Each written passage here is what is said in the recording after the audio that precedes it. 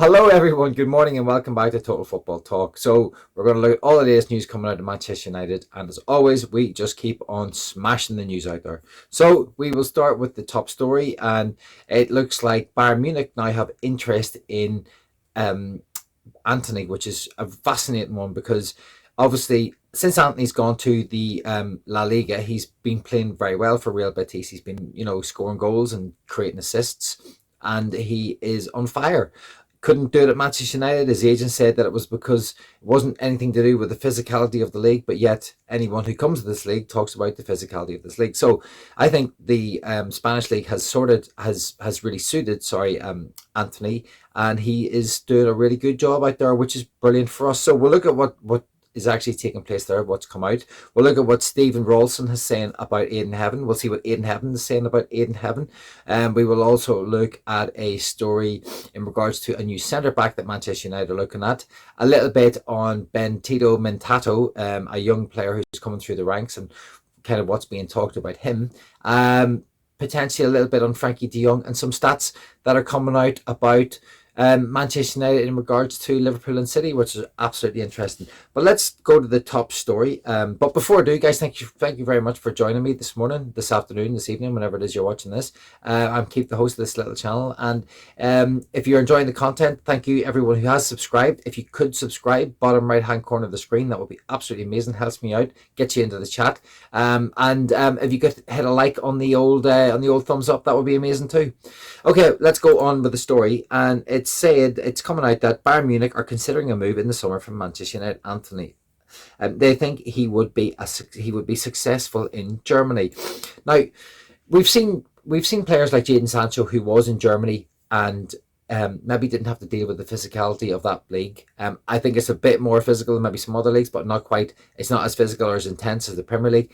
Antony's done really well out there, and I'm wondering if they have looked at Antony and he's actually having a really good season at Real Betis now. Since he's gone there, he scored 4 goals and he's got quite a few assists, 5 or 6 assists. I can't remember exactly the figure, but his GA, for those who are into it, is absolutely first class at the minute. So I think I wouldn't be surprised if they were looking at him. I don't know whether they're actually going to do the deal. And if Antony keeps playing well at Real Betis, it just helps drive his price up for us. And the more we can get out of the deal, the more we can recoup on the mistake that we made on Antony. Could be very, very useful. Now, as I said, I don't know whether there's anything in this, but it would be, for us, it would be excellent if a Bayern Munich did come in, because if Real Betis are interested, then it just helps us raise that price and potentially gets us that little bit extra for Antony. Because, there's not, as I said, there's talk about Sancho potentially coming back, which we'll look at in just a moment. So I'll move on to the next little bit. And this is what Stephen Rawlson is saying about Ayden Heaven. And what he's saying is, United are set to clarify Ayden Heaven's injury situation this week, but the fact that he didn't visit the hospital and he left in a protective boot must be seen as a positive ahead of that announcement. Now, that's good news. We did know that he'd left the game whenever we played the other night, that on a protective boot, which was excellent news. Not excellent news that he got injured, and obviously the kid went down and he obviously felt something. There was no replays, and that generally tells you there's something, a little more kind of sinister that's happened. But it looks like he's walking, and I don't think he was on crutches either. I think initially it was something was talked about being on crutches. I don't even think he was on crutches. So this is all positive. Rubin Amorim did say that the kid had never suffered an injury before, and he didn't really know what he was dealing with, as in Ayden Heaven didn't really know what he was dealing with. So what we're praying is that this isn't a season ender and that he may be back before the season is out, because the season is fast closing in. And this is what Ayden Heaven said himself. So he put out a tweet saying, "Thank you guys for all the support. I've read all your messages and I'm doing really well and recovering fast." So all the current reports on Ayden Heaven are very, very good, very, very positive, and that's great to hear because he's been excellent in the last few games. He's only just broke into the team. He looks like he's got a big future. Especially on that left side, where having balance for Manchester United is really, really important, considering we've had no balance because Luke Shaw is just never fit.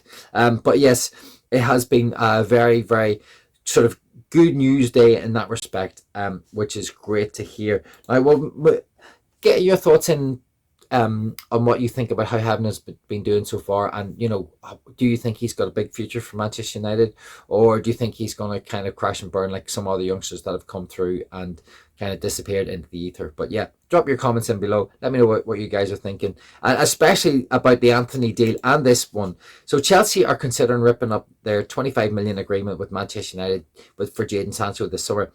This would play this, they would have to pay a significant fee to get out of the deal, and this is being reported by Pete Hall. I think Pete Hall writes for the Independent. I mean, Sancho, do we want him back? Does anyone want him back? I mean, he's just a headache. There's talk about them having to pay a potential 13 million sort of fine fee for Sancho to come back to Manchester United, and this is probably on top of the actual contract deal that was done prior to that. So we'd be getting a player back that we'd have to sell, so we could potentially make even more money on him, which is good in one way. But as I said before, the headache is we now have another player to try and sell on and move. And as we know, Manchester United are very slow with trying to actually move players on. And Sancho has obviously been very difficult player to manage, because we had him, then he went to Dortmund, then he came back, and then he went to Chelsea, and he could potentially be coming back. He's just like he's like a bad penny. He just keeps turning up time and time again. So I'm not entirely sure what's going to happen with this. I would like Manchester United to stand firm and find a way to not have to take the fee back and just let Sancho go to Chelsea for the 25 million that we have agreed.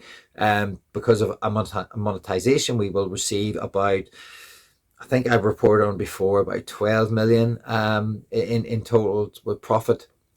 So I'd prefer that rather than having the headache of bringing Sancho back, because he's still going to be in wages, and we've still got to try and get him off the books, and someone's got to come in and buy him, and I just don't see there being a buyer for him at the minute.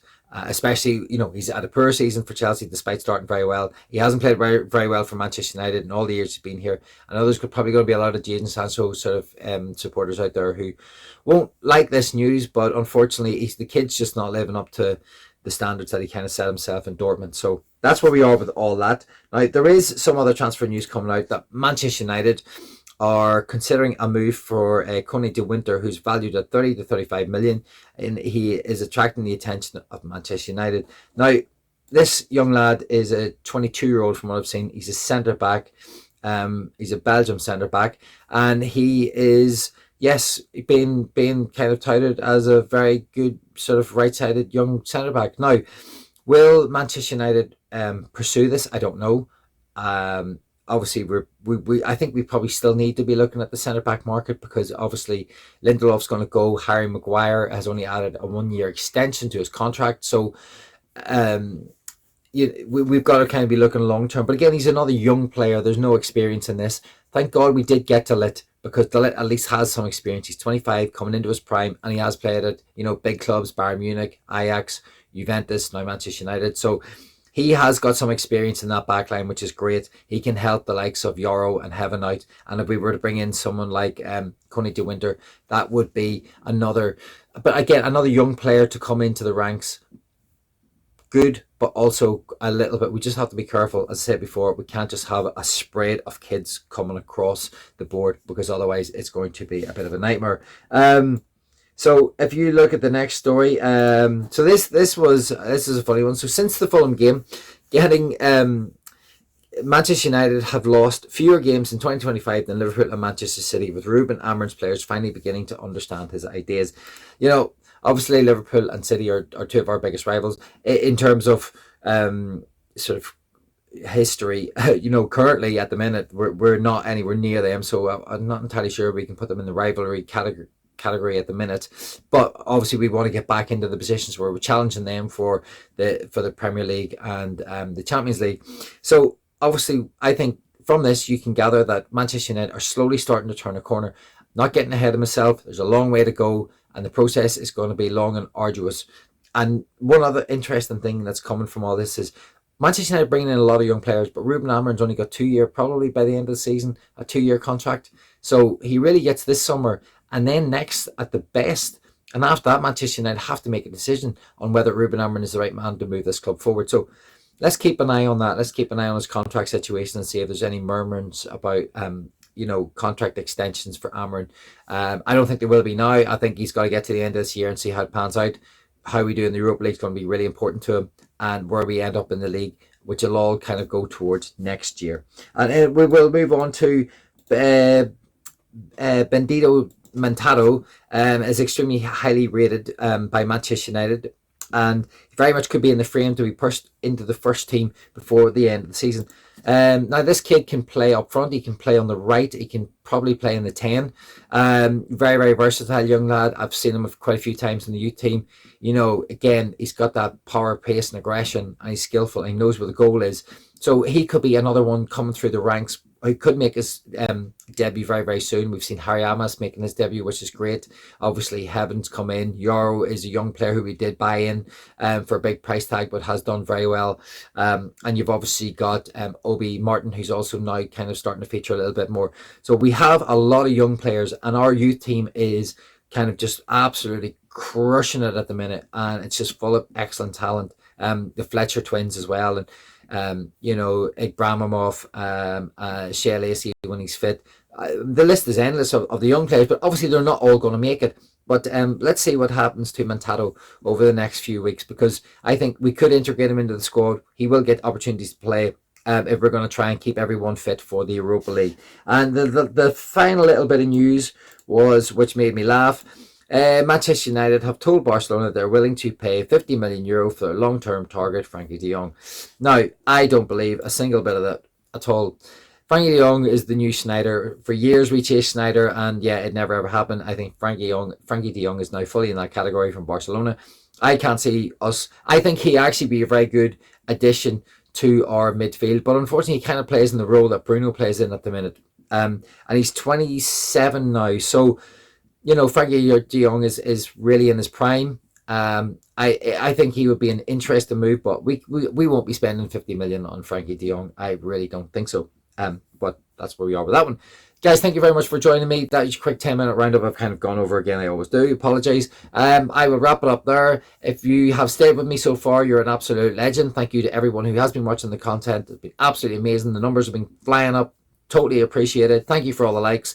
And yeah, please tap the old subscribe button on the way out. Hit the thumbs up. Absolutely massive. Share if you'd like. And yeah, I shall see you tomorrow.